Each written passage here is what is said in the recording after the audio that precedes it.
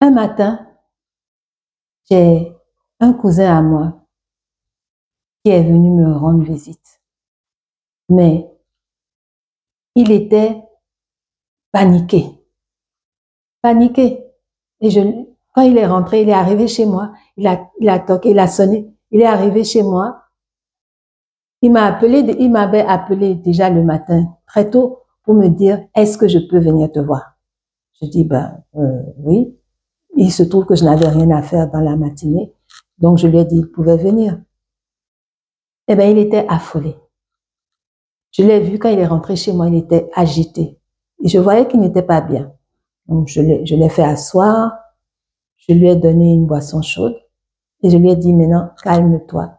Mais explique-moi, qu'est-ce qui t'arrive? Pourquoi est-ce que tu tenais à me voir? Parce qu'il n'habite pas quand même à côté. Et il me dit, ah, j'ai des problèmes d'argent. Grande sœur, je suis venue te voir. Peut-être que tu pourras m'aider. Peut-être que tu pourras m'aider.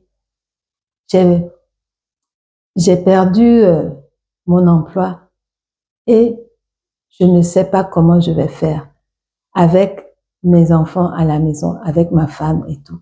Je ne sais pas. Donc, il m'a demandé, comment est-ce que je vais annoncer ça à ma femme? Comment est-ce que je vais faire? Il y a les traites de la maison, il y a la scolarité des enfants, il y a... Donc, il a commencé à m'énumérer un petit peu tout ce qu'il devait gérer et que peut-être la perte de son emploi allait vraiment mettre en péril. Voilà. Donc, je l'ai écouté et je lui ai dit, d'abord, tu te calmes, prends le temps de respirer. Je l'ai amené à faire quelques exercices respiratoires. Et je lui ai demandé, mais vraiment, tu penses que le fait d'avoir perdu ton emploi, ça va impacter sur tes finances au point de mettre ta famille en péril? Donc, je lui ai posé cette question-là et je lui ai dit, mon frère, rien n'est perdu. Ce n'est pas la peine de t'affoler comme tu le fais. Il y a toujours une solution. Il y a toujours une solution à chaque situation. Donc, quand il n'y a pas de solution, donc ce n'est pas un problème. Mais à chaque problème, il y a sa solution.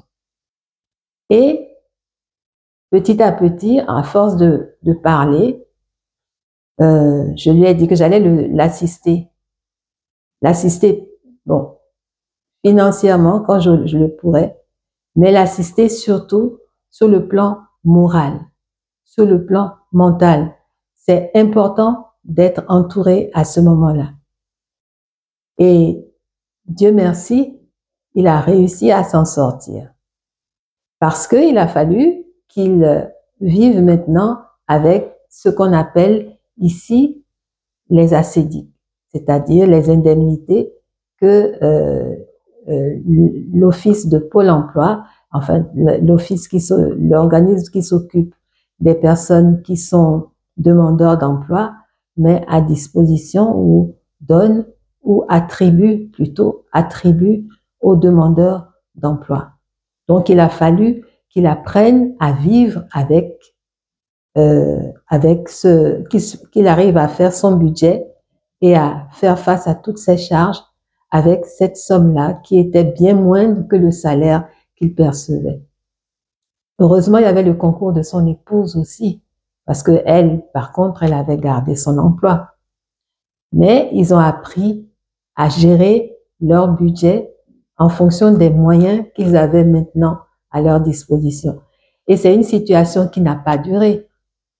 Parce que, à côté de ça, mon frère, mon cousin, il a continué à chercher du travail. Et il a même trouvé le moyen de se mettre entrepreneur, d'être auto-entrepreneur.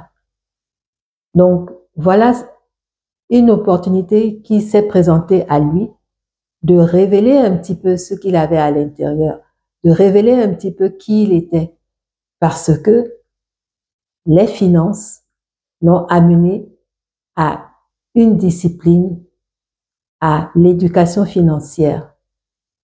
Et maintenant, il vit bien avec sa famille.